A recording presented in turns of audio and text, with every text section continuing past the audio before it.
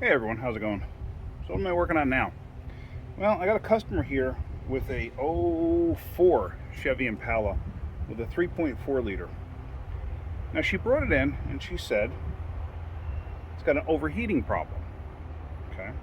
Or I shouldn't say an overheating, a running hot problem. Okay. And she said that she's had the water pump replaced 3 times for this problem and it's still running hot or overheating. My question is, why do you have the water pump replaced 3 times? Makes no sense.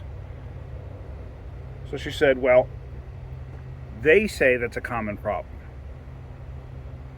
Who's they? Well, people on YouTube, like me, people on, blogs and stuff like that, her friends, all say that. But she didn't tell me who replaced the water pump. I'm assuming it wasn't a shop. I could be wrong. Because a good shop wouldn't just go off what a customer says. They would actually diagnose it and try to figure out what's going on. Like I said before too, anything you see on YouTube, Facebook, whatever, Instagram, any of those things, Reddit, just make sure it makes sense what they're saying. 3 water pumps for an overheating problem? After the first water pump, I'd start questioning it. So let's see what we got going on here. I don't even know. I just opened up the hood. It's all I've done. Let's see. So here's the motor, and I mean, first off, I see rusty stuff everywhere. I see it on this side too. So that tells me right off the bat that this thing's got some nasty coolant in it. And if you look close, see the backside of that water pump? Who in the world uses blue silicone? Nobody. Oh, and we have, look at the inside of that thing. Nasty. Alright, so this bottle is overfilled, I'll tell you that right now. Yep, it's filled almost to the top. So we're going to let that run down a little bit, and then we're going to verify, because basically that level is higher than the bleed off tube here. So we're going to let that just bleed down a little bit, and then we're going to start this up and let's see what's going on. Alright, so now that that's bled down successfully, but it's mostly water, which is not good. Basically, that brings that level to just about where it's supposed to be. It's not supposed to be all the way up there. There's actually a mark all the way down below. You can almost see a line in the plastic bottle. That's about where it's supposed to be. So, put this cap back on.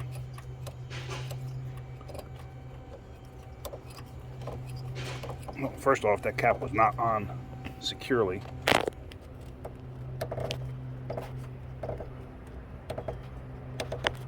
Now it is. That cap was nowhere near on securely. So, were they not putting the cap on? Were they doing the water pump themselves? Anything's possible. Now, let's start it up.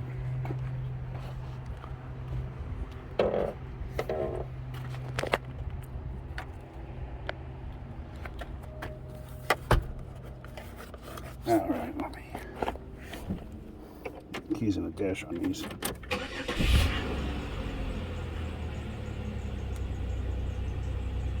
This thing's got almost 200,000 miles on it. Got a check engine light.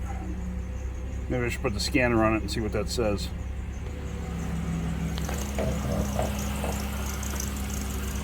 But now one thing too, when you have a car that's got like a blown head gasket or something, you almost immediately start getting pressure in the cooling system. You don't really feel much of anything there.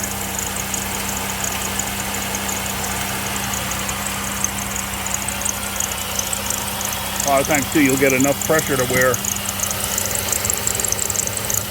you'll get bubbles coming out. All right, let me go get my scanner. I want to see what the code says. All right, so we have engine misfire, an evap system flow, and system voltage. So none of those we're really worried about. The PO300 misfire, yeah. Well, here's the thing. We got probably a blown head gasket here. The reason I'm saying that is, when I come out to the hose, this thing hasn't been running long enough to even get hot. The hose is under full pressure now. There's no reason that thing should be under pressure unless combustion is getting into the cooling system. Absolutely no way that thing should have that kind of pressure. So let me start to loosen up this cap. You gotta be careful when you loosen up caps. You can be badly burned. The woman who was killed, first shop I ever worked at, she had a Chevy Nova. I mentioned this in another video. On those, the caps go at an angle like this one does, except she was standing right in front of it, took it off, and it blew back at her, covered her in boiling hot antifreeze. She got third-degree burns. She passed away from the injury. So, something to keep in mind. So here, I'm going to start cracking this free. If I can. Holy smoke. Now, wow. All right, let me get a pair of pliers on that. Hold on a second. All right, so I started cracking that free.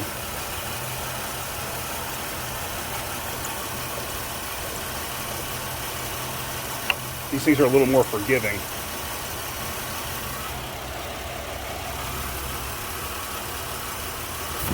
Yeah. Oh, I don't know if you heard that.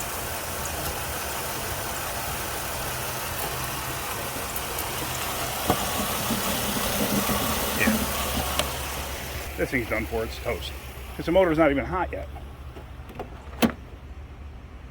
I mean, legit, it's not even been running 6 minutes.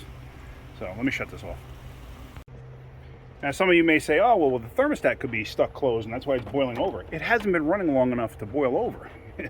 The thermostat stays closed until it opens, obviously. I mean, unless you don't know how a thermostat works. What a thermostat does is it stays closed, lets the coolant in the engine reach a certain temperature. Once it reaches a certain temperature, the thermostat opens. Now, the coolant that's sitting in the radiator has gotten cooled from the radiator. So now they switch places. The warm coolant passes through the thermostat. The thermostat stays open because the coolant's past a certain temperature. Now the cooler coolant comes into the motor. Once that hits the thermostat and it's cooler, the thermostat closes. It blocks it, so it lets that heat up. So it's a cycle of, hot to cold. This has not been running that long. It should not be hot. So it's done for. I'm telling you that right now. I'm not going to do a block test or anything like that because I'm confident of what the problem is. So we're going to leave this one alone, but I think this vehicle is done for. Unless they want to put a motor in it. I mean, it's got 200,000 miles on it. The body's not terrible. It's got new tires on it. The interior's not bad. I mean, you put a couple of grand into this car. I mean, granted, you could probably buy one of these for $4,500, but you put a couple of grand in this thing, at least you know what you have. So, especially if you do, if you get a, what we do on a lot of these things is we'll get a motor and tranny from a wreck car, with lower mileage. Let's say we find something with 90,000 miles on it, then you put a 90,000 mile drivetrain in it. You're good to go. I mean, like I said, the body's in pretty good shape. So, up to the customer though, what they want to do. All right, I'm gonna leave this one at this. So, hopefully you're getting something out of my videos. If you are, hit that like button. If you could, please subscribe. Tell your friends too, please. I'd appreciate it.